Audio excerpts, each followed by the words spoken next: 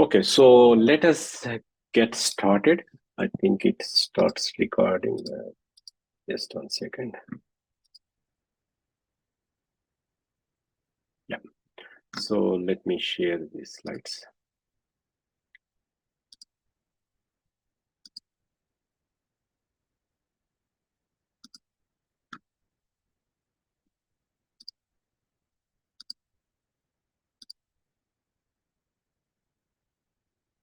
Okay. So we stopped in the middle last week, right? We couldn't cover all the slides. So what I what I will do is I will cover the rest of the slides. So if I remember, we just get started the discussion on addresses, right? So addresses, and then I was saying that we need to spend some time in understanding how Ether is transferred between the accounts and what kind of mechanism you need to have. You need to have behind the scenes to make the Ether transfer from one account to another account, right? So I will cover that those few slides which are left over, and then I was also telling you that we will focus this session on developing an application, small pet application, and I also invited a guest lecturer to help us with the pet shop application in Ethereum contract. But let me finish the slides first, and then I will introduce him, and then he can take over and help with. This pet shop application. Okay, so we were discussing about mutability and pure and view functions and all other kinds of things. We have seen them, and now let us dig more into the addresses. Right. So the addresses is a quite important entity in Solidity programming for Ethereum and Solidity programming, because the addresses actually represent the entities, you can say. It's like the public private keys in the Bitcoin and things like that. So, and it is the addresses to which the transactions happen in between, right? So we have seen accounts like there are two types of accounts in Ethereum. Remember, we were discussing about owned accounts and also the smart contract accounts and things like that. So, and the Solidity offers a construct called address, which is a value type. Remember, we were discussing about the value types and reference types. This is a 20 byte data type, which actually represents the address, right? And there are two variants of the addresses. One is the normal address. You can say the address, it is equivalent to a public key, right? So as in the case of Bitcoin and other cryptocurrencies, the address is normally it's a public key or some version of the public key where you transfer the coins or assets, and the connecting private key will be used to spend those resources, right? So as in case of Bitcoin, here also it is similar to it. So the addresses normally they represent the public key, and the connected private key is used for spending the resources. And then you have another variant of address. It's called address payable. So that means you write the address as a data type, and you also mark it as payable. So the difference between the normal address and payable address is that more or less the same thing, but a payable address is eligible to receive Ether. So what does it mean? If you want to transfer Ether, if you want to transfer money from one account to other account, the receiving account should be marked with the payable mechanism. So this is a payable is a, you can say, a keyword, which is which you can put it to a function or a data type, in this case address, or a constructor, and based on the location of the payable, it indicates that either the smart contract, either the function is eligible to receive Ether. Right, so that is the main difference between them. Of course, it also offers some additional members like the transfer, send, and to transfer the money and things like that. Right. So, if you look into the basic types, or you can say basic the methods and the properties on the address type. The address in Solidity programming is exposed as an object. So when you say address, the data type is address, then you get all these the members as by default as on the address class. So you can check the balance, how much ether it has at this address, and also code. And then you also have some other information saying the transfer, send, and call. These are the three important methods through which we transfer the money from one address to another, or you can say one contract to another contract, or one contract to the owned account, or owned account to the contract, and things like that. And there are two variants of the call method, but let us go through them: the transfer, send, and call method. So as I mentioned before, this is payable is a keyword, and you attach the keyword. For example, let's say that we have an address. We declare the owner as an address type, right? And then if this address needs to receive ether, then you need to mark this as payable. So you need to attach this keyword. Otherwise, this address is not eligible to receive any ether. What happens when you try to transfer to, when you try to make a transaction to a non-payable address, then it throws exception. Similarly, you can also mark payable to a constructor. So this is constructor, and you mark it as payable. So that means the contract is eligible to receive some ether while deploying, right? Because the constructor is called when you deploy the contract and things like that. So automatically you can also send some, the contract is eligible to receive some money.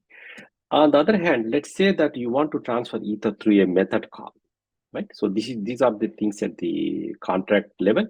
And if you want to transfer the money to transfer ether by calling a function on the contract. So for example, here we have the deposit, and the deposit is also marked with payable, right? So then this function is eligible to receive ether from whenever a call to this function is made from another contract or another user account or something like that.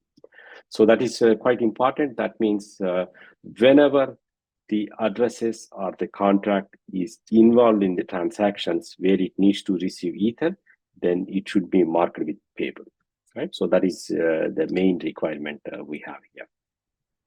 Let me also open the chat. So yeah, if you have any questions, please put it in the chat. Okay? Okay, so and then how does the method call or the contract knows how much ether is being transferred, right? Remember, we were also discussing about the global types, right? So we have the value types, we have the reference types, which are like objects. You can say custom classes in the programming language. And the third type is the global type. If you roll back here, so we were discussing about few type. Just 1 second. I think I put it somewhere in the slides. So we have this block information, and other information is given by the, yeah, this is value type, reference type, and we have the global type. Where did that slide go? So yeah. So this is global variables, right? So basically, it contains information about who made a call to this contract or a function and things like that. All that information is supplied through the context of the global variables. So for example, you have the message, which represents a call to the contract or a function on the contract. And then it contains some information about message.sender. This contains the information about the address of the contract calling this method, right? Or calling this contract. So that's why you have the message.sender. By default, it has the address information, and message.signature contains the signature identification and things like that. The most important thing is message.value. So the message.value contains the amount of ether that is being transferred in the transaction. right? So this is the most important. And then you have some other functions like the gas price and timestamp and block hashes and other global variables. Okay, so let's go further. Yeah, so the message.value contains the amount of ether the ether attached to the transaction, right? This is different from the gas price. Gas price is used only for payment, is for the payment of the transaction and the validation of the transaction, putting the transaction on the blockchain and things like that. But the message.value is nothing but the amount of ether you are transferring from one account to the other account, right? Or amount of the V. It depends upon the denomination which you use. Okay, then how do you transfer the ether from one account to other account, right? So the Solidity provides three methods to send ether from one contract to another. So the first one is the transfer method, and the second one is the send method, and the third one is the call method.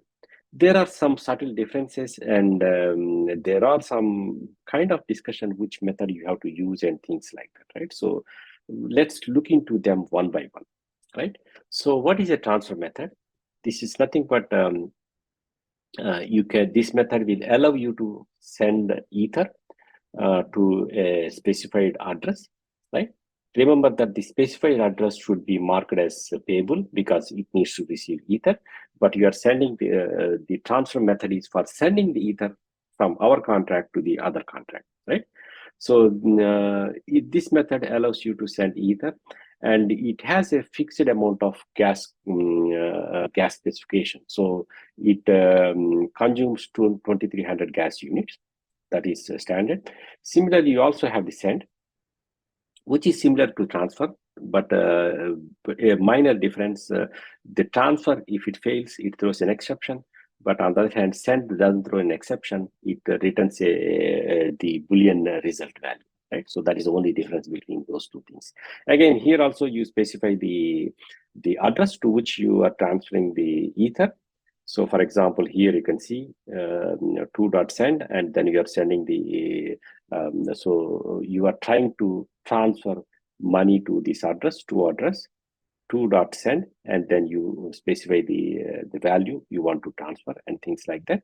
Similarly, you also have the method called call, which is more flexible, and it will allow you to specify the amount of gas allocate for the transaction, right? So the difference between call and send and transfer is both send and transfer, they have a fixed gas allocation, so which is 2300 units. And many times it might not be sufficient because on the other hand, let's say that you make this call, send, and this will be received by the other contract. And if the other contract has some more processing inside the method call and things like that, and then the amount of gas specified by the send and transfer is not sufficient. So many times you might get these kinds of the problems. So that's why send and transfer, these are the basic mechanism to transfer ether, but people prefer the call method because it offers more flexibility. You can also send call data as part of it. As you can see here, there is also opportunity to send the call data and things like that, the data as part of the message and things like that. But on the other hand, there is one big problem with the call method. Call method is susceptible to the re-entrancy attacks. So what does it mean?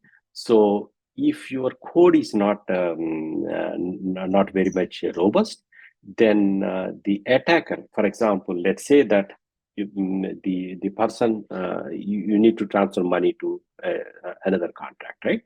And the contract you have a method called send via call. Let's take the simple case, right? And then he will call this send via call with the intention that you will transfer this amount of money to his contract because you have an agreement with him, right?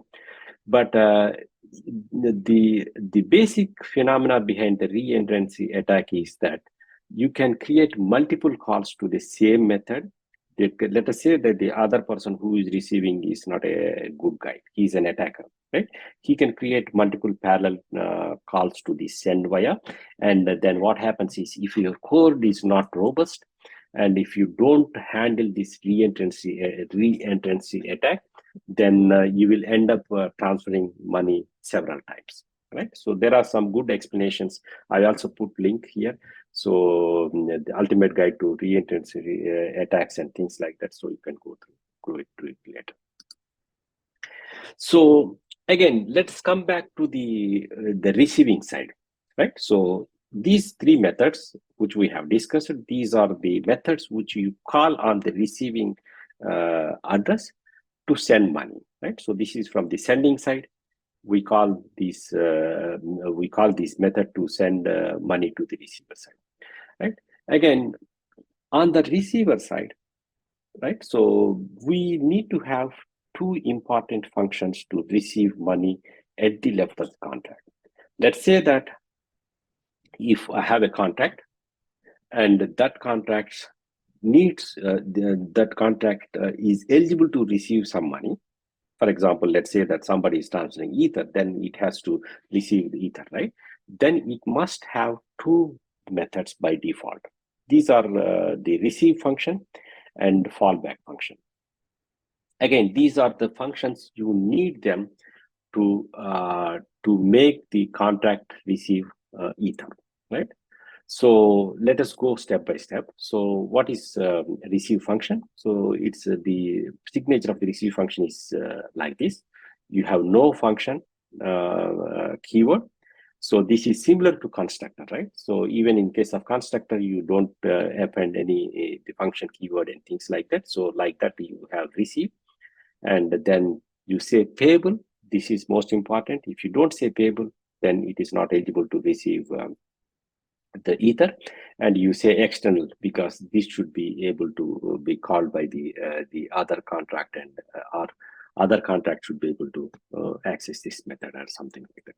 And similarly, you have the fallback function, which is also very similar. Fallback, external, and payable. These are the things, and all these functions, they don't have no written values, so it is a particular predefined methods, right? And let's go through them a bit more, right? So what happens if you what happens when the contract is called along with some money to transfer? What happens is, let us say that if you have this receive method, and the receive method, or you can say receive function, this will be called by default. This is like transferring the Ether at the contract level.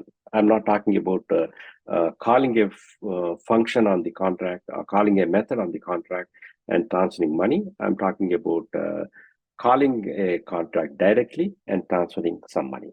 Don't worry, I will also show you an example and things like that.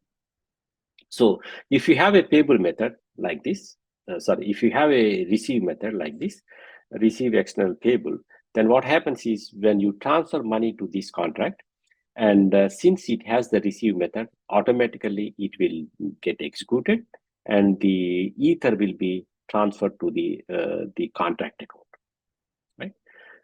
Similarly, you might also have the fallback method. And the difference between the receive method and fallback method is, if you have receive method, it will be called by default because it has the first preference. If you don't have the receive method, or if your call to the contract also have some call data, or you can say so it contains some data, then the fallback method will be called. Right, so these are like two methods which are defined at the interface level, the pair interface level, so that the every contract will need to implement if they need to receive money, right? And when exactly fallback is called? Fallback is called in two situations. One situation is whenever the call to the contract have some data. So that means some data is passed as part of the call. Then the fallback will be called because And the second scenario where it will be called is, let us say that somebody is trying to call a contract with a method name which don't exist on the contract, right? So you misspell the method name and things like that, and you send a call to this contract. Then the fallback will be called, because let's say that you are calling a method XYZ on a smart contract, right? Let's assume that this method XYZ doesn't exist on the contract, right? There is no definition for XYZ. And then that call will be received by the fallback, because fallback is nothing but some kind of catch-up function for all the non-existing methods to the contract and things like that. Okay, so maybe let's switch to the IDE, and then let me show you some these contracts. So any questions so far? If you have questions, then put me in the chat. So let me share the.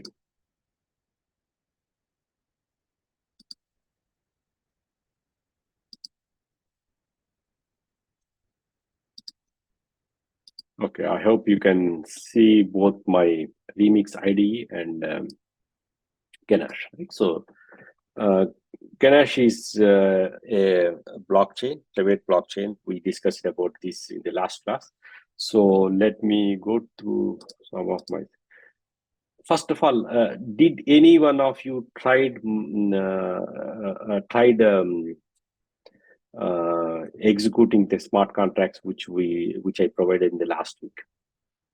So did you try this setup, first of all, using Remix IDE and Ganache, and try to connect to Ganache on your local computer and try to execute some smart contracts, deploy some smart contracts, and execute some smart contracts? Okay, so yes. Okay, anyone having troubles, please also bring it up, and then we can also solve it, right? So let me see. Yeah. Okay, so far no issues. Let us see. Yeah. Okay, so I hope you can see the code, right? So yeah.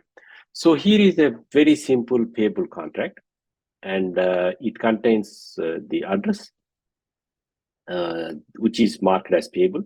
So that means it is eligible to receive receive Ether. And then I also I have two methods, receive and fallback, because this contract wants to receive, or eligible to receive, some Ether and things like that.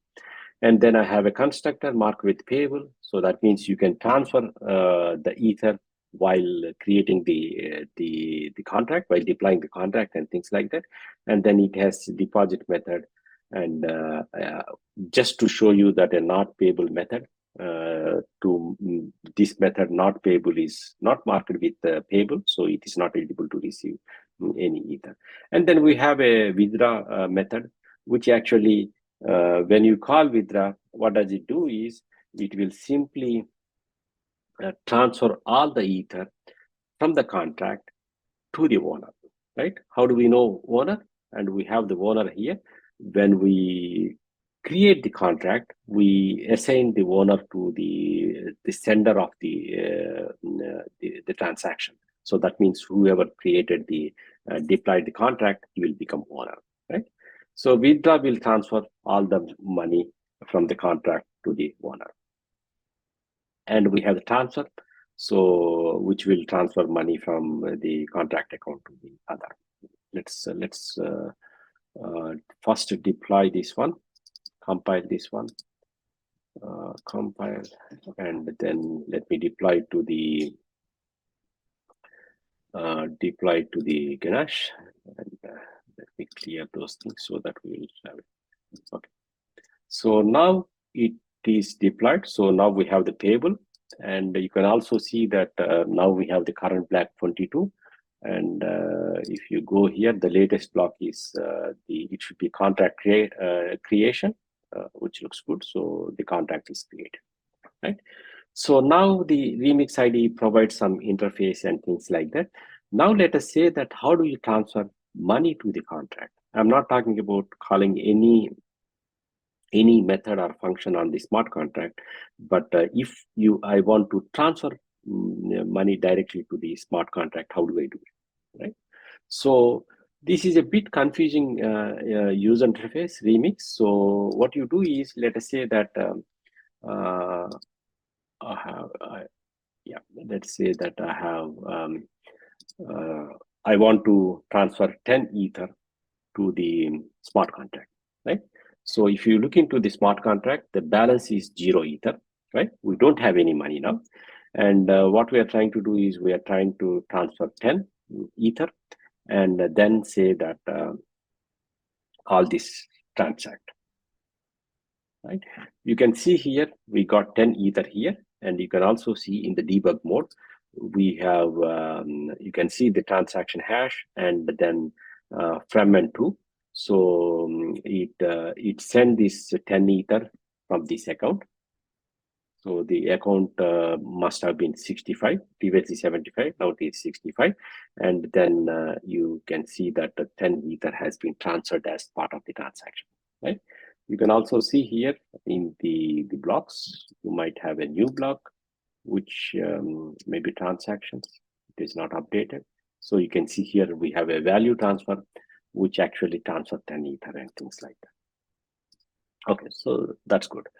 And then so let us try to deposit some money. So what is deposit? Deposit, let us look into here. So deposit is a method which is marked with payable. And whenever you call this deposit method, if the transfer amount is more than 2 Ether, then it will automatically add it to the account of the smart contract, right? So this is, we will discuss about the require, but the require is to make sure that the Ether we are transferring is at least 2 or more Ether, then only we will receive it, right? So let us call the deposit. Again, as I told you before, if you want to send some Ether as part of the message, if you want to transfer, so you have to specify here, okay? So let us say that I specify 2. So 2 Ether, and then I call deposit, and then let's see what happens. It creates a transaction, state change. So yeah, it transferred 2, and the balance is 12 Ether, because the 2 Ether is transferred to the smart contract, and now the smart contract is having 12 Ether as a balance, right? So let me do one thing, right? So let me transfer 1 Ether, right? And call the deposit, because you can see that deposit has a restriction saying that it needs to be more than 2. Let's call it. And then it will say that gas estimation failed, because this is a very simple IDE. It doesn't show the correct error message, but it tries to warn you that probably the transaction will fail, because you have the source code of the contract and things like that. Then it tries to do this thing. Let's send this transaction anyway, right? Okay. Then you can see that now it didn't make any state change. So this is the last one which we have. And on the other hand, the transaction has failed, right? Error occurred, processing transaction and things like that. So basically, since that require will make sure that it has to be more than 2, then it fails. And the Ether also is the same, right? So we are not able to transfer anything with using this deposit method. Okay, then let us try the other method. What happens if we call this non-payable method? This non-payable method is not a method which is supposed to receive Ether. However, we will try to call this one, right? So we put value as 1 Ether and then say not payable. And then also it alerts us with a wrong message, you can say. But on the other hand, yeah, let's send the transaction, and you can see as expected, it fails. You will find the error message saying that it is not payable, so that's why it is not able to execute and things like that. Okay, now let us try the transfer method, right? So the transfer method, what it does is it will transfer the money from the smart contract to this address, whatever the address you provide. So it has two parameters, right? Address payable and then amount. So let us say that we want to transfer money from the smart contract to another account, right? So let me do a quick thing here. So here we can use the owner. Let us transfer to the owner, right?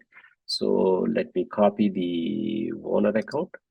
So this is where I transferred. So I will use this account, and let's say transfer, and then the second parameter is the amount, right? So remember, amount is always in the V.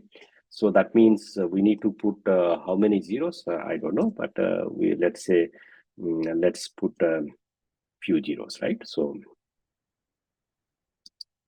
and let's call transfer. Okay, it says that gas estimation failed, so the transaction is going to be failed. Okay, so let's see why it is failing.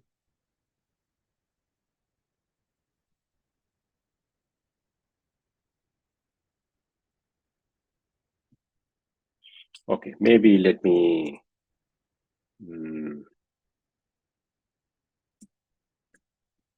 Okay, so let us.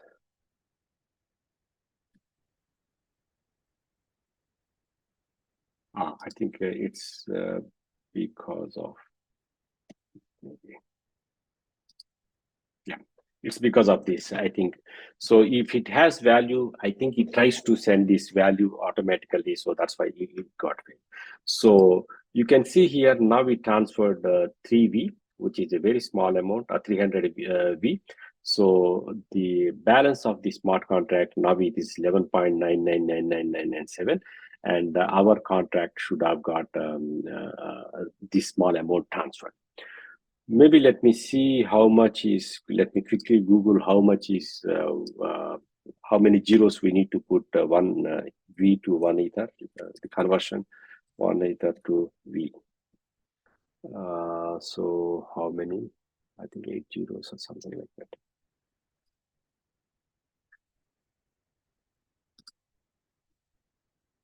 This is the value which I need to put. So, okay, let me transfer 2 and zeros, right? So I want to transfer 2 ether, right? So these many zeros have to be put and then call transfer. And now it has transferred, and you can see the balance has been reduced from almost 12 ethers to 10 ethers, right? So it got transferred to ethers. And owner is nothing but a non-state change. So basically, it is a public variable. So that's why you have the owner. Owner means it gives the address of the account which has created this contract, right? So that's this is the owner. Now let me execute the withdraw. So withdraw is a function, as I mentioned before. When we call withdraw, it actually transfers all the money left over in the smart contract. So 9.99 ethers to the owner, right? So owner is the person who has created this contract. So that is the address. So if I call the withdraw, then how much ether we have here? 65.9999. So let us call the withdraw, and then we will get this 10, right? So now the balance has been become 0, and you can see that the account now it contains 75.99 ether. So any questions or comments?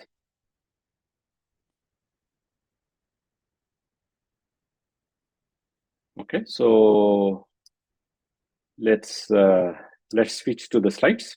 Again, you will find the code much more, and then you will use these functions a lot. So let me switch to the slides, and then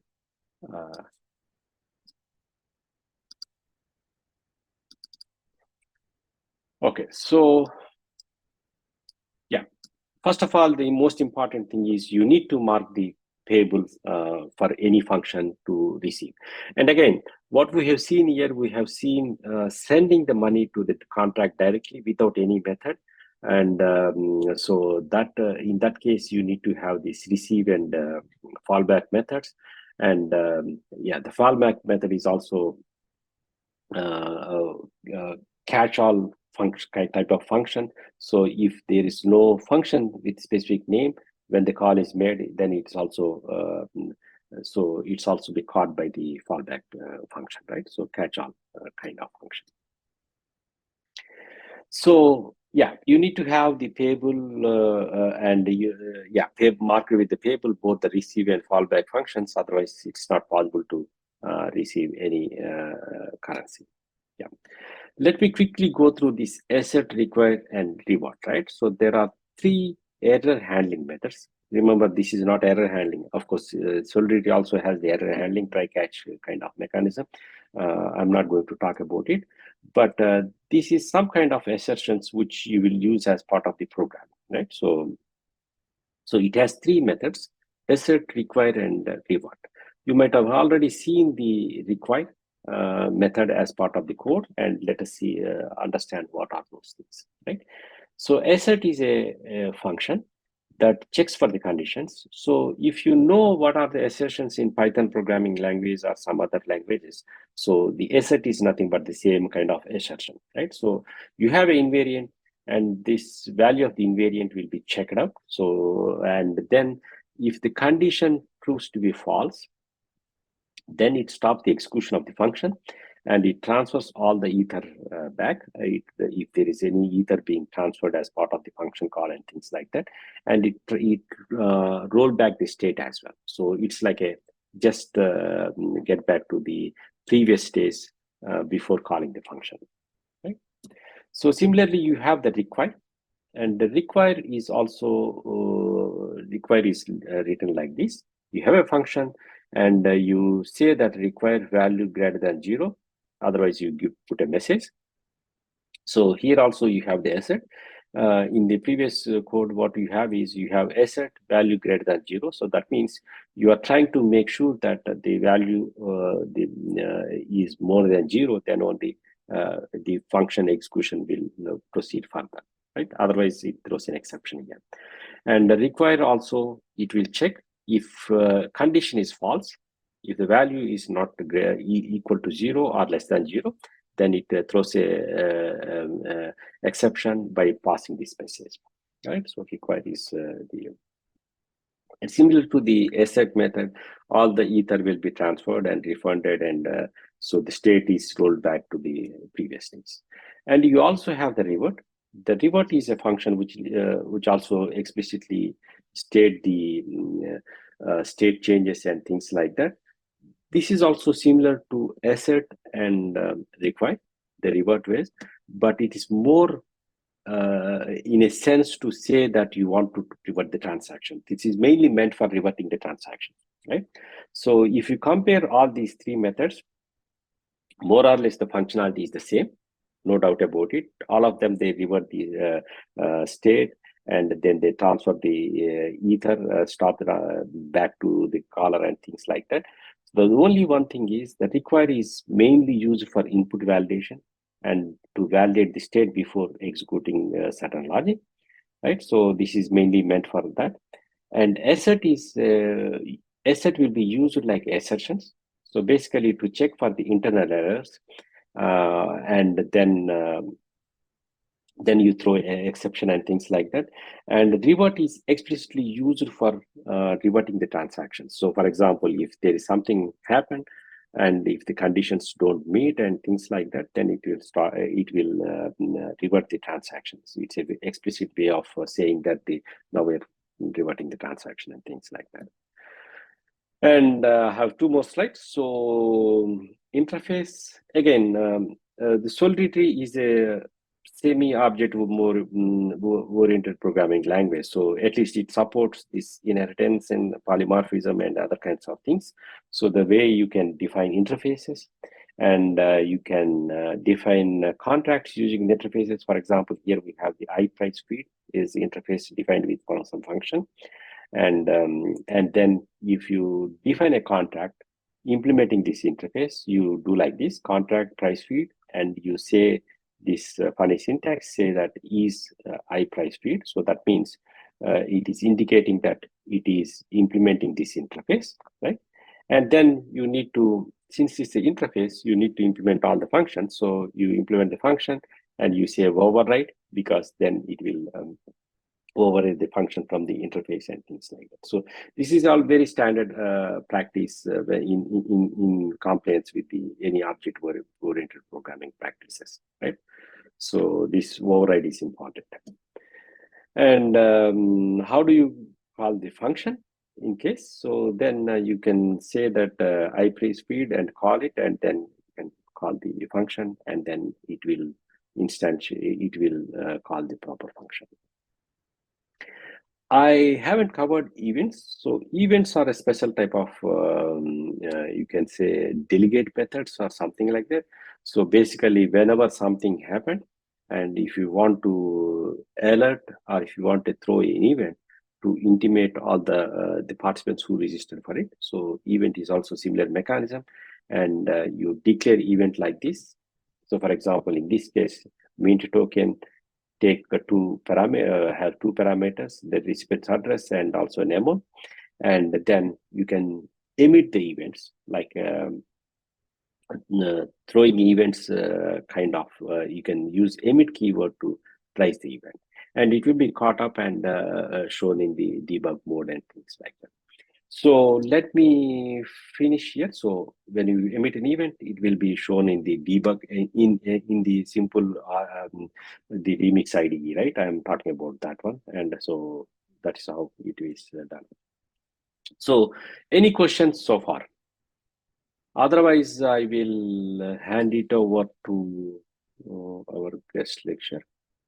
So what I have done is I invited Siddharth. Of course, he's also my son. The reason is not that he's my son, I invited him. He had been working a lot with Ethereum. He has more experience than me in Ethereum and developing smart contracts and things like that. So since he's my son, it's easy for me to convince him to give a guest lecture. And he will help with this pet shop development smart contracts. Okay. I will hand it over to Siddharth. So Siddharth, you can introduce yourself and then go further. Yeah, and that sounds good. It's nice to be here. Can you hear me? Yes, sir. Yeah, great. So just 1 second, let me enable the sharing. Yeah, maybe you can try share. Let me stop sharing, right? So yeah, I can just try sharing. Yeah, yeah. Try share your slides and then. 1 second.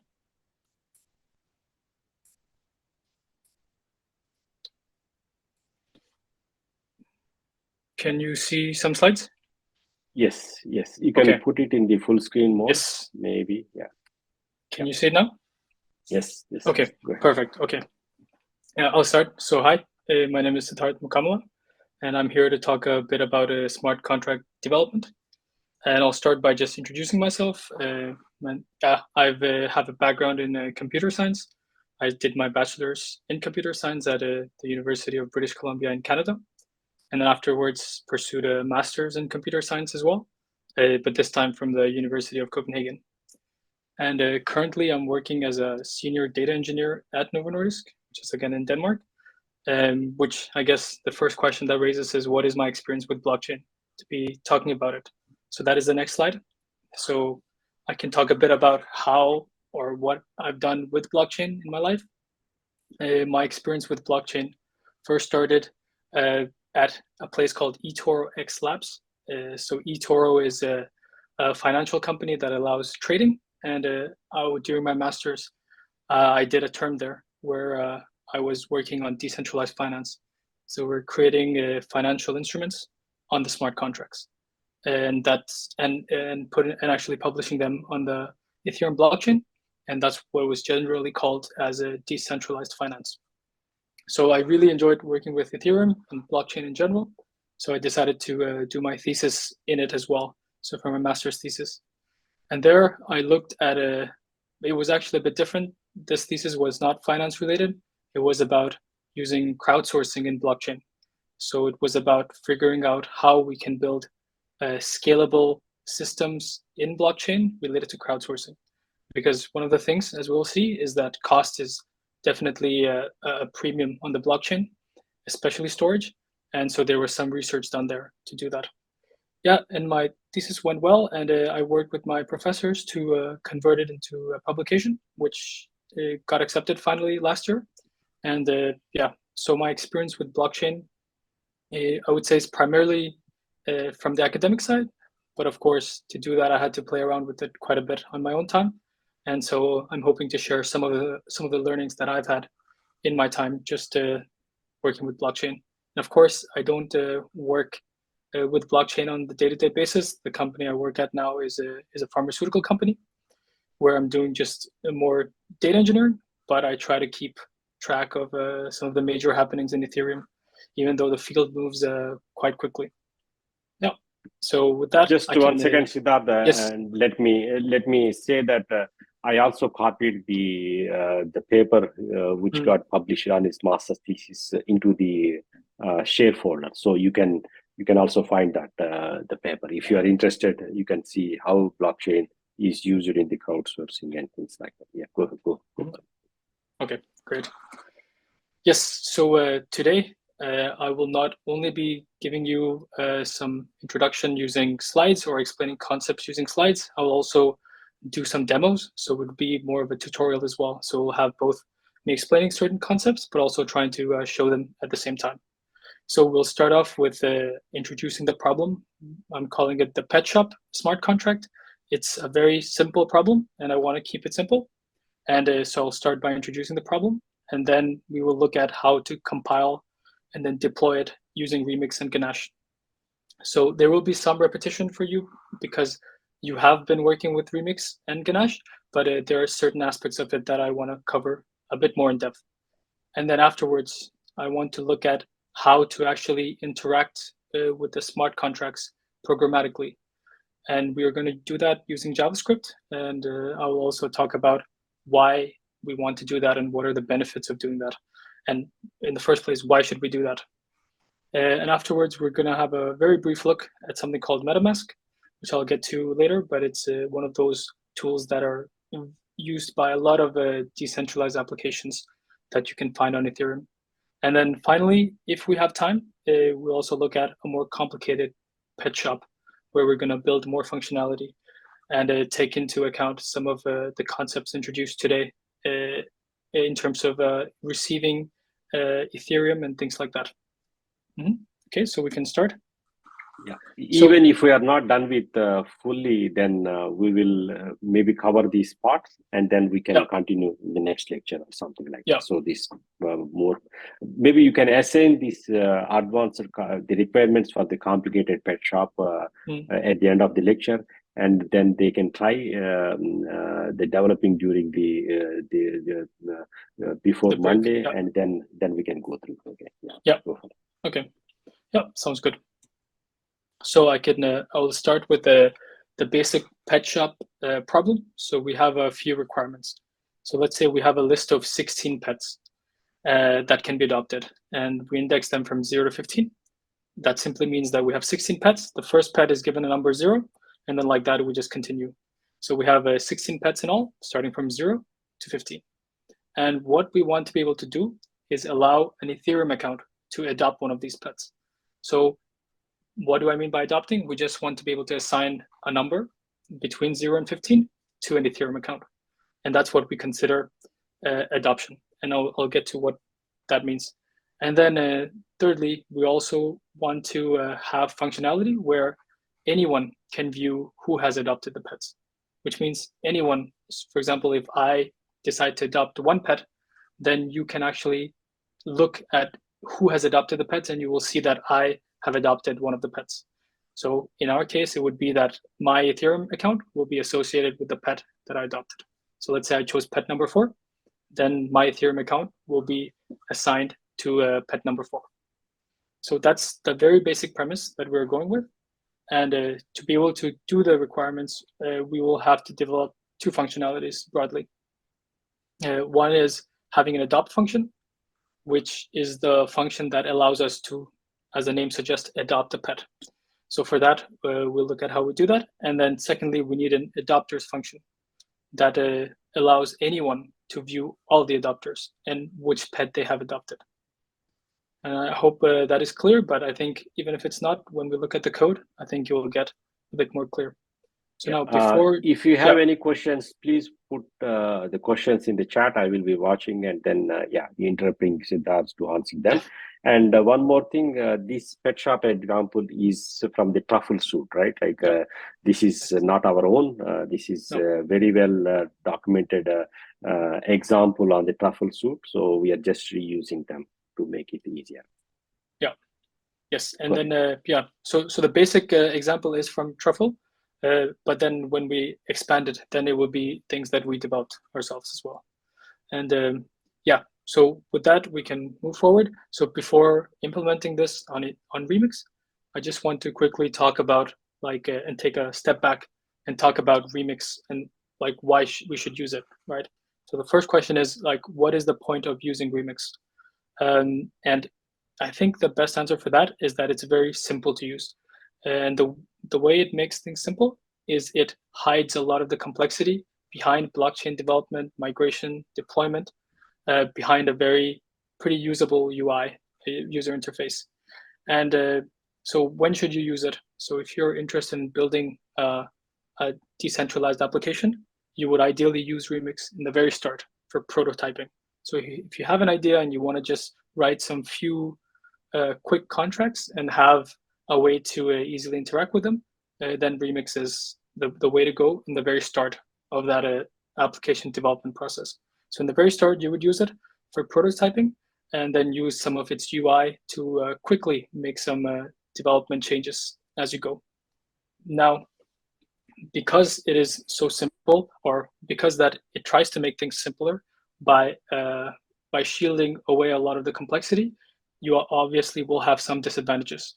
And some of the disadvantages of Remix is that you have to interact with it manually, and which means that a lot of the complexity that you will need to understand the further you develop proper smart contracts and proper applications, it's something that will actually hold you back. And that's one of the things. But again, for the very start of the application process, it's very good. But afterwards, you have to use something else. And we'll come back to what you can use afterwards. So let's do a quick demo of Remix. Again, some of this will be repetition, but we will look into how to do these things. Basically, we're going to first start by implementing the pet shop example. Let me just get this. So if we just go to the Remix IDE, I have a contract here already, but let's actually look at it in Visual Code. That may be a bit more easier for you all. You can see my screen now as well. Yeah, we can see. Yeah, okay. Yes, so let's go to the very basic pet shop. So again, this is let's say the initial solution to the simple problem that we have about what a pet shop is. And I will just go through it. And the important part is just that we have an understanding of what this is. And we'll use this to actually see how we can use Remix, and then where it sort of is not necessary or where we have to use something else. So the first thing is, this is the solution to the problem. So first we have to define what compilers are allowed to allow the smart contract code to run. And we create an adoption contract.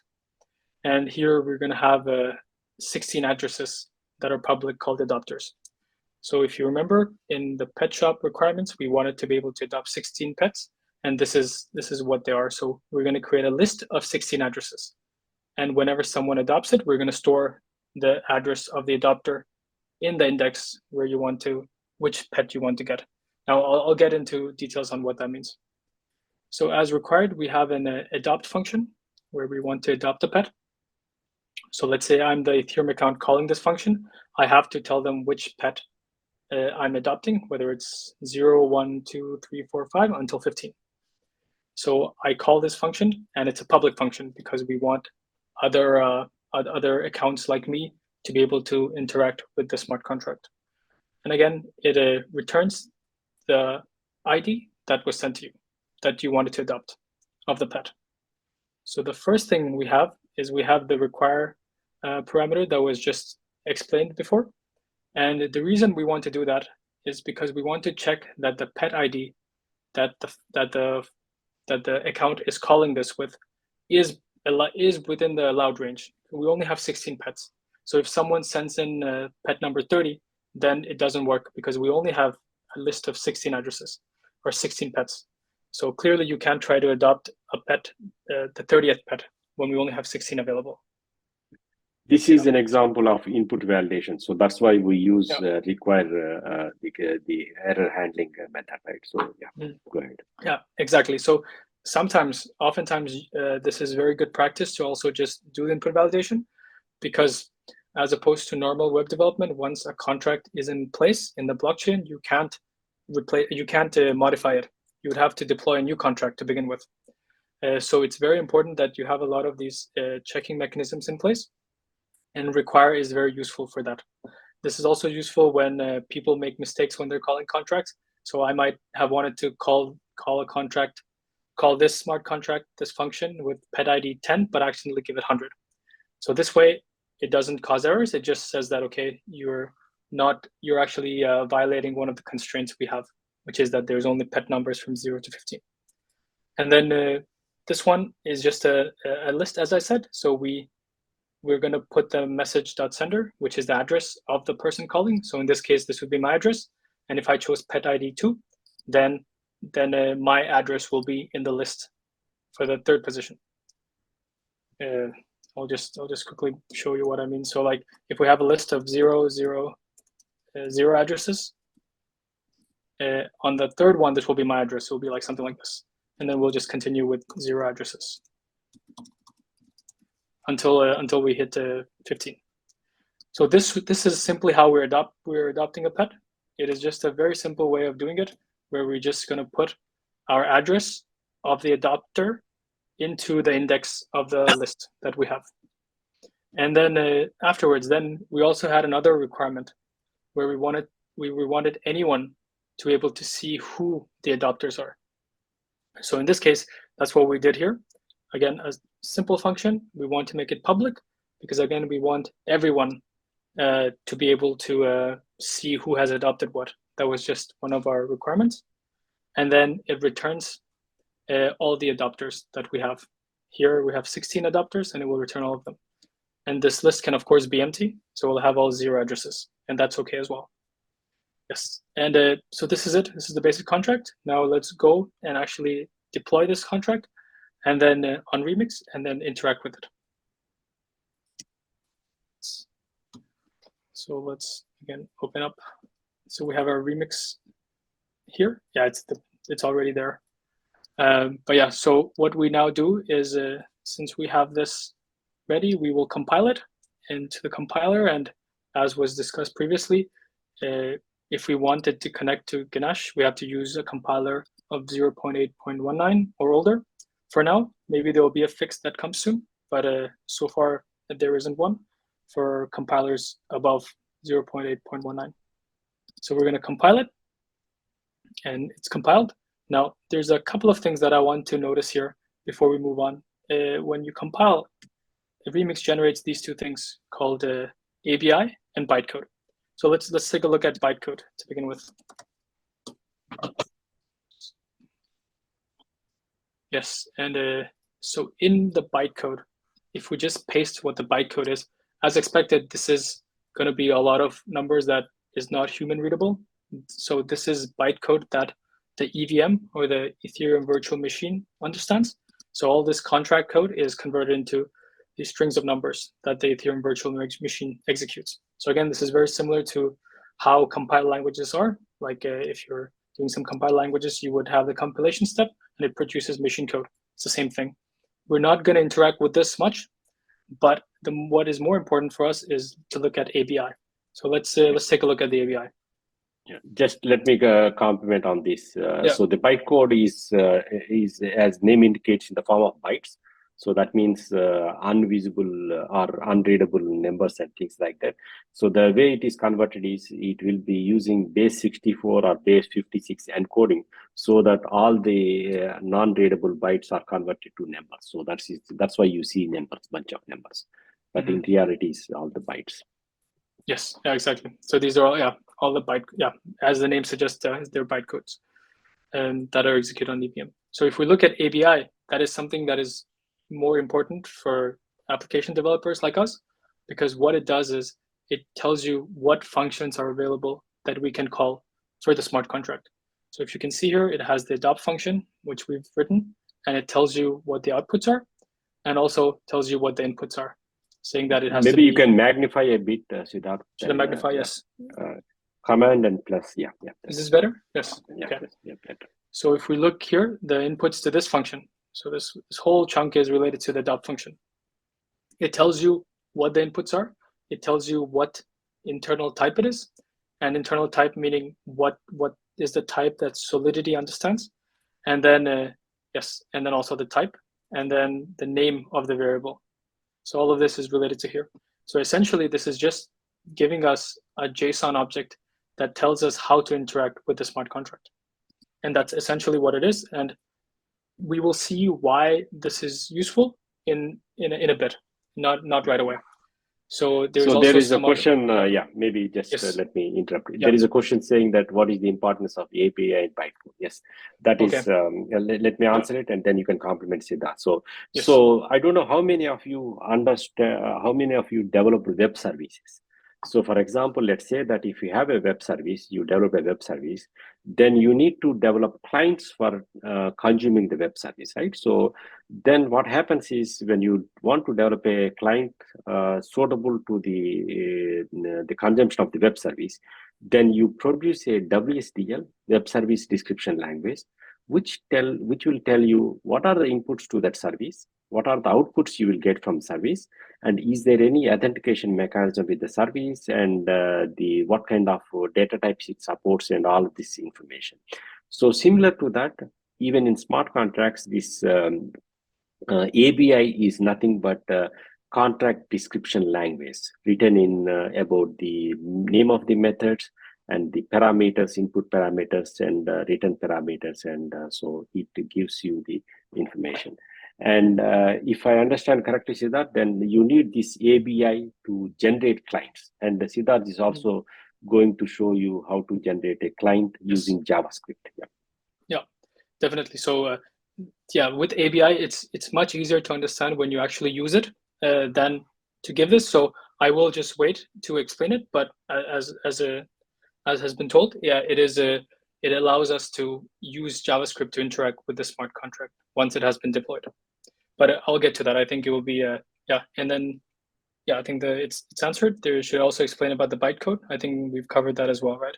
Yeah. So I think okay, then I'll move on. So yes, so keep this in mind. We're not going to use it immediately, but it will come in very useful later on when we look at programmatic interaction with smart contracts. Yeah, so yes, one maybe let me also answer on the bytecode, right? So why bytecode is important? Bytecode is the one which is downloaded by the miners or the validators, because you have a contract, right? You have contract specification. When you deploy the contract onto the blockchain, it is not the source code which will be deployed. It is the bytecode which will be deployed, and the miners or validators who validate the transaction, they will have the copy of this bytecode. They execute the bytecode, not the source code. Source code you don't need to deploy. So it is the bytecode which is being deployed. Yeah, exactly. So this code is not understood by the Ethereum virtual machine, which is what all the smart contracts are running on. So it only understands the bytecode, and that's why we have to convert it into bytecode. Yeah, but it's usually, this is not something we always deal with ourselves. There's always compilers written for it. But yes, so if I move forward, so now we have compiled, and now let's try to actually deploy it into the Ganache, into Ganache. So I think Ganache has been talked about before, but in very quick words, Ganache is just You can think of Ganache as your own Ethereum node that you run, but it's private and it's in memory. So it has all the functionalities that you would expect of a node, except it's not connected to the Ethereum mainnet. So it's just there for development purposes, and it's there to actually allow us to see how efficient our contracts are when we deploy them, and also to see how we actually interact with the contracts. So let's do that. I'm going to just deploy it. We need to get the HTTP of the RPC server, and the console, we choose Ganache.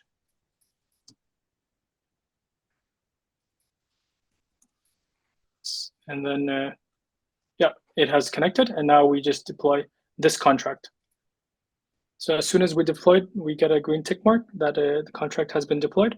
So let's go over to Ganache. So I know that this has been shown, so I'm going a bit fast, but as you can see, we have a contract that has been created, and we have created the contract address. So this is something that's important, so let's note that down as well. Yes. And then, yeah, then we can move forward. So what this does, so this is the part about Remix that is helpful, in that all of this giving access to the actual functions and stuff is done by Remix, and we don't have to do any additional steps. So this is why it's useful to use it in the very beginning of your smart contract development. So we can call the adapters function. Yeah, we can call it get adapters. I think was there. Yeah. Okay. Is there a question? Yeah. Maybe it was a mistake. But yes, so let's call the get adapters function. Again, we know we haven't adopted any pets yet. So let's just look at what we'll get. And the thing is, this is a call function because we're not changing the state of the blockchain. Call function simply means we're reading. And in this one, it's a view function, which means that we're only reading from the blockchain. So if you want to read from something, you don't have to change it. And which is why it's not registered as a transaction. If you go here, there is no new transaction when we use a call function. So let's look at the call function, and we will have some data. So these are all the addresses that we wanted. So this is what adapters are, and this is how it looks. So we have 16 addresses. Yeah, it's not in the most readable format, but you have 16 addresses, and as you can see, they're all 0 addresses because no one has adopted any pet yet. So let's do that. Let's use this function to this account. One thing I want to compliment here, remember we were discussing about Ethereum data types, right? So Ethereum data types, there is no null value. All the data types will be initialized to their default values.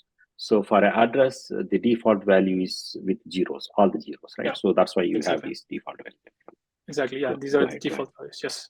So now let's try to adopt a function, a pet. So let's adopt pet number 1. And then we click adopt.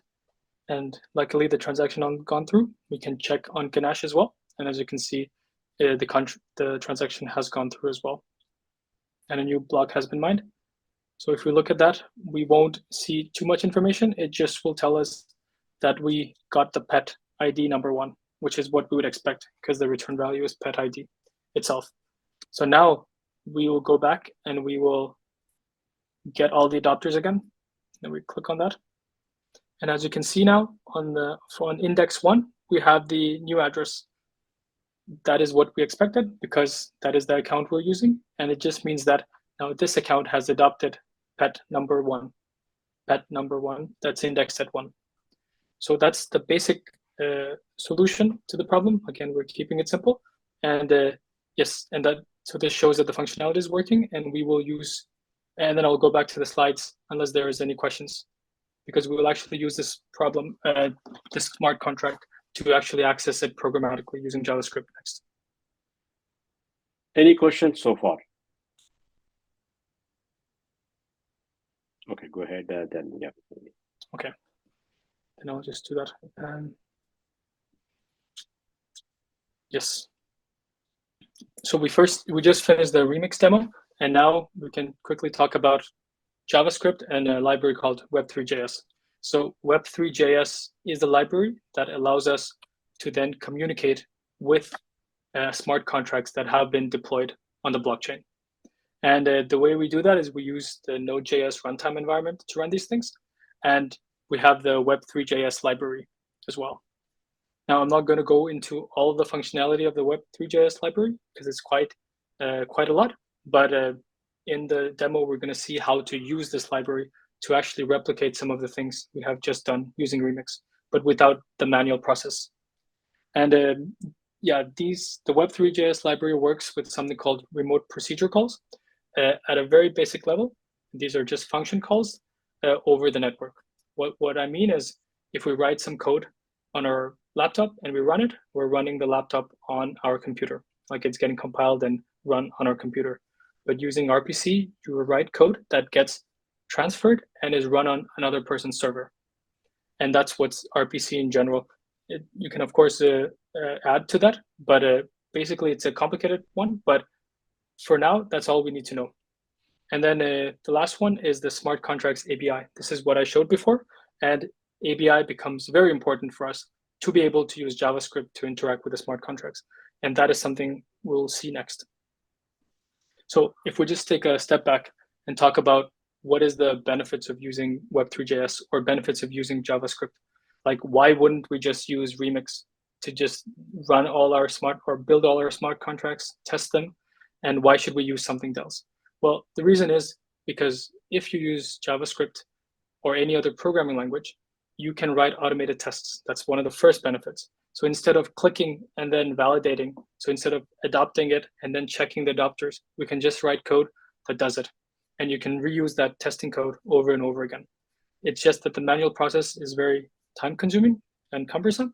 And this way you can write automated tests that can really speed up development. And the second is you can have code reusability. Again, if you have a smart contract with a lot of complicated workflow, so you have to, let's say, click on this one adopt button, then click on adopt 3 times with different accounts, and then look and verify, you can do all of that stuff in code in JavaScript. And with that, what you get is code reusability. You can use it again and again without having to do it all over again, or without having to write it from scratch all over again. And then I also wrote that you can create multiple clients. And that is because, as you know, blockchain is decentralized, which means that the interactions are happening. There's a lot of concurrent interactions happening with the smart contracts. And when you're building an application, you need to be able to simulate all of those concurrent interactions happening. And it's hard to do if you're just on Remix clicking through. You can't simulate the actions of 5, 10, maybe 50 people. But using Web3.js and using JavaScript, you can provision different processes to actually simulate that complex interaction. And then finally, one thing, let me comment on it. So the Remix ID doesn't even support transferring Ether from one contract to another contract. The interface is pretty simple to get started, but on the other hand, it's also very constraining. For example, if we want to transfer Ether from one contract to another contract, there is no way you can do it, because it always transfers from the accounts in the list of the accounts. So those are the accounts where you can transfer. Yeah. Go ahead. Yeah. Yes, sir. Yes. Yeah. Go ahead. Yeah. Sir, Please go ahead. Yeah. Like I have been working on like app dev, like using Flutter and Firebase. So like, should I use the packages, or like should I be like should I start learning like web dev, since I am not like very much familiar with JavaScript and all? Yes. So it's not so JavaScript is not a requirement to be able to use programming languages to interact with smart contracts. So it doesn't have to just be JavaScript. It's what I'm showing now is just that you can use programming languages to do this better. So you don't have to relearn everything in JavaScript. That's not necessary. And again, it's not about you can. The reason why we normally go with JavaScript is it is easy for new people to get into, right? So if you are already having experience with some other programming languages, you don't need to switch to JavaScript, because as long as you have this ABI, which is the interface definition of the smart contract, and then you can create clients in any programming language. So that is no issues. Okay. Thank you, sir. Welcome. Are there any other questions? You can either put it in the chat or you can also unmute your microphone and call.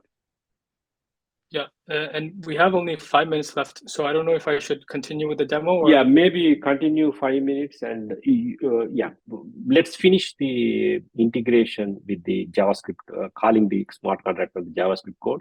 And then you are not going to show MetaMask today, right? We don't have time for that. I don't think okay, we have time. Then after that, maybe give these revised requirements for the advanced repair shop. And then we can close the class today. And then on Monday, we can continue with the MetaMask integration and other things. Yeah, okay, I can do that. So I'll give a very brief demo of Web3.js, but again, we can take a more complicated or a more thorough demo on Monday. So if I'll go back to my Visual Studio Code.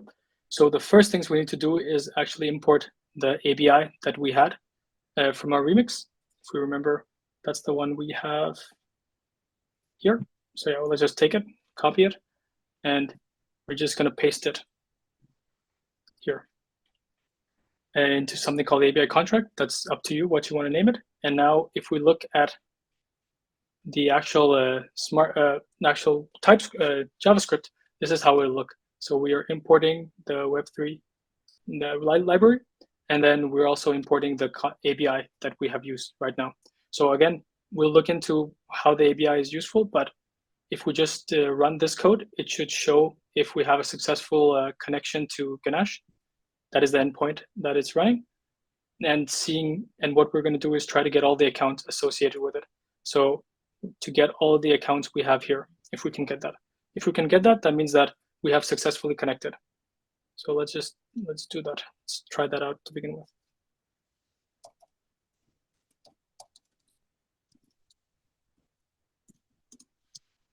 Yes, so we get all the accounts, and we can just look at the first one and see if it matches. And it does match 6.7, and then last ends with 2.2, and here ends with 2.2 as well. So what we've shown is that we can now interact with the Ganache blockchain using JavaScript. So now let's take it a bit further. Again, I'm going a bit fast on purpose, but we can take it slower again. So we have our address contract. So we have to go back and actually get the right address contract here.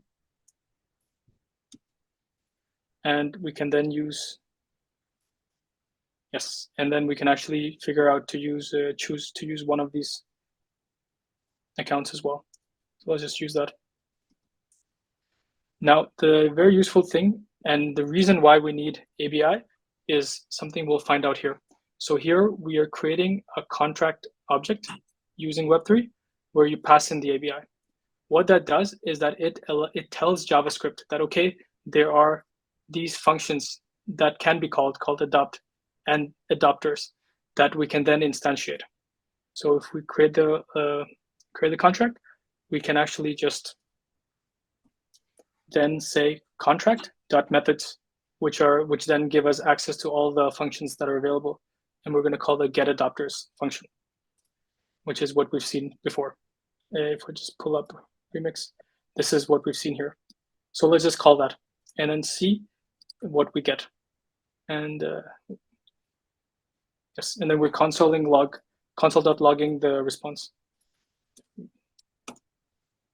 Yes, and as you can see, we get all the addresses as expected, and it also shows us that pet number 1 is adopted by this account, which is something we did while working here. So this is something we did in Ethereum, and that's something we can actually show here.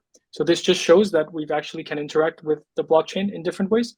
So what Remix is doing is nothing different than what we're doing here. It's just that it is a web application that provided a lot of UI, and that is it. And I think there's more complexity to it, but I think I'll stop here for now because I think the time is also up. And actually just quickly talk about how we can make this simple contract more, how we can make this simple contract a bit more interesting. Yes, so far we've done a very simple contract, right? So we're going to extend it by adding some more requirements of our own. One is that if a pet is already adopted, we actually allow another account to come and adopt that pet by paying a fee of 2 Ether. So if I want to adopt a pet that you have adopted, let's say you adopted pet number 3, then if I want to adopt it, I can actually do that by paying you a fee of 2 Ether. And then the fee of 2 Ether will then be sent to you. So I send it to the smart contract, and the smart contract then takes the 2 Ether and will send it to you, the original owner. Yes, and so for that to do, we need to create a functionality where we need to create a function called transfer ownership, which a new account like me can call. And then we have to ensure that the 2 Ether will be transferred to previous owners. And then the new owner becomes, or the new account, that is me, becomes the owner of the pet. So you get 2 Ether and I get your pet. And that's basically how it is. And this is something that you can try out on your own time. And we've already written the code for this. So this is something we can take up on Monday. Yeah, any questions? I think there is one question which I will answer. Yeah, maybe Siddharth, you can also comment on that. What challenges arise when using dynamic data types with the ABIs? So I think, yeah, maybe, so what is dynamic data type? Dynamic data type, if I understand clearly, you are referring to the data types which are like a byte arrays and the mapping and other kinds of things where the size can vary without any specification, right? So I think that is one thing you are referring to.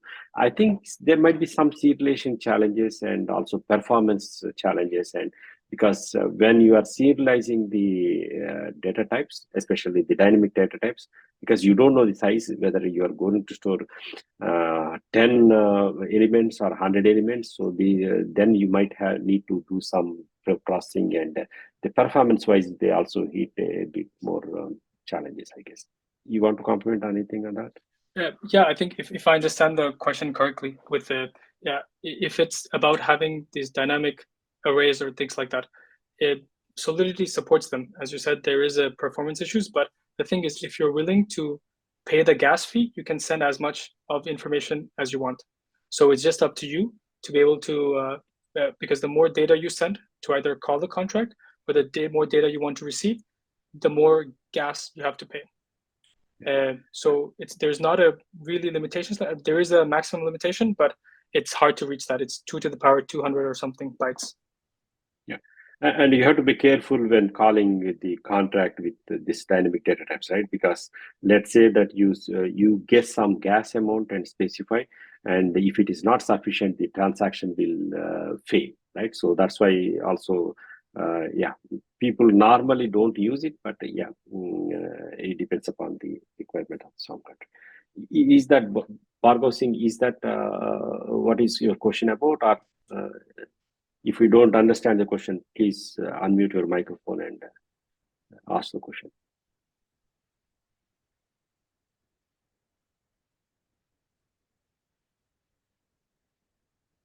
Okay, so how many of you tried this Ganache and Remix ID? Or at least, of course, I'm not talking about I'm not talking about the people who already have experience in smart contracts. I'm talking about people who haven't started or who have no experience with smart contracts, right? So have you tried using this Ganache and Remix ID so that you can get started on it without bothering a lot of complexity around the blockchain and the other kinds of things?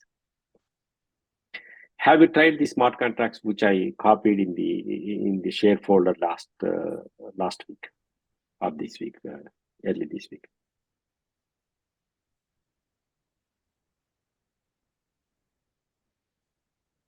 No one has tried, or students? I think, yeah, some students have tried, sir. Okay. So yeah, if you have any issues, yeah, maybe we can also, now the time is almost done, but we can also take the next week, right? So we can also, yeah, so why don't we use Hard Hat instead of Ganache? Perfectly fine. The only thing is so the question is, why can't we use Hard Hat instead of Ganache? So that's also perfectly fine. But yeah. But if I understand clearly, Hard Hat is console based, right? CLI based. So maybe it might be difficult for people who haven't worked with blockchain. Otherwise, we would prefer that one, because Truffle Suite and Hard Hat, they go hand in hand.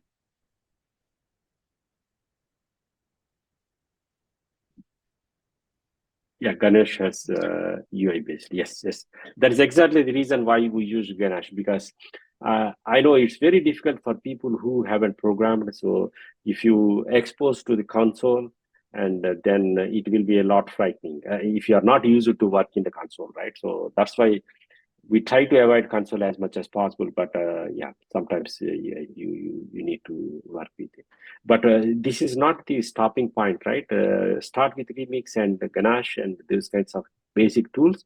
When you are comfortable with understanding the smart contracts and smart contract programming, then you can easily move to the other rich environment. For example, Visual Code and these kinds of hard hat and other kinds of the blockchains and things like that, right? So then it will be easy pass for you guys. Yeah, even just to add, this is more the UI based stuff is there to just make it more simpler to understand, because oftentimes when you say the blockchain is running a transaction or doing a transaction, it's hard to understand what that is and hard to see, which is why the UI one, especially for beginners, can be a useful one to just get your head around these things. But yeah, as has been said, once you go further in your application development journey, you would even install the compilers yourself. So you wouldn't use Remix, you wouldn't use any of that. You can compile your own code and everything will be console based. But that is more advanced and that will take time to get there. Yeah. So yes, yeah, even our experience with the Hyperledger is quite horrible, right? So we didn't have a simple tool like Ganesh or something like that, which can see what's going on behind the scenes. And myself and my postdoc, we used to spend a lot of times debugging in the console and trying to understand where exactly the problems have happened. So we spent literally many hours for several days. So that's why having this kind of simple UI tool will at least make you to motivate you go further and things like that. Okay, then yeah, if you don't have any questions, then maybe let us call it a day. And then meanwhile, try the pet shop example. Try to improve it and then work on your own, because now if you get started with Remix and IDE and Ganesh, and then it is easy to expand the functionality and develop the smart contract, right? Try it, and we will go through the smart contract on Monday, and again we will also use MetaMask, right? Siddharth? Yes. Yeah. Yeah, MetaMask and other things. Yes. Okay, and then have a nice long weekend. Yeah, go ahead, Professor Nishant Kumar. Yeah. So welcome, Siddharth, myself, Shanta Kumari. Yeah, it's you. very Yeah. glad to see you here. Yeah. So I thank Professor Raghava for his extended effort. It's really, we mean it. The thanks, we really mean it. Thank you so much, both of you.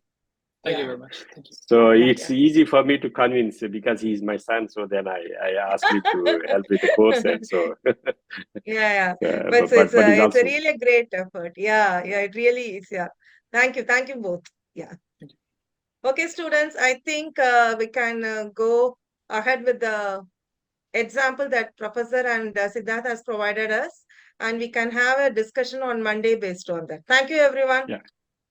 And also be prepared with some questions, right? If you have any problems or issues like that, then this is the time. We will also have some time, so we can maybe discuss them if you have any problems in the setup and things like that.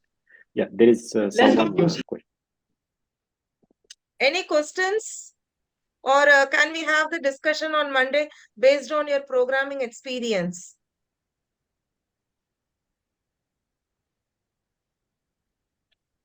I think already they have gone for long weekend. No question, ma'am. Yeah. The lecture was clear. Yeah, that's really good. Okay. Yeah. Okay, So have a that is nice also a long compliment. weekend. Yeah. Thank you. Thank you, everyone. Thank you. Bye-bye. Bye.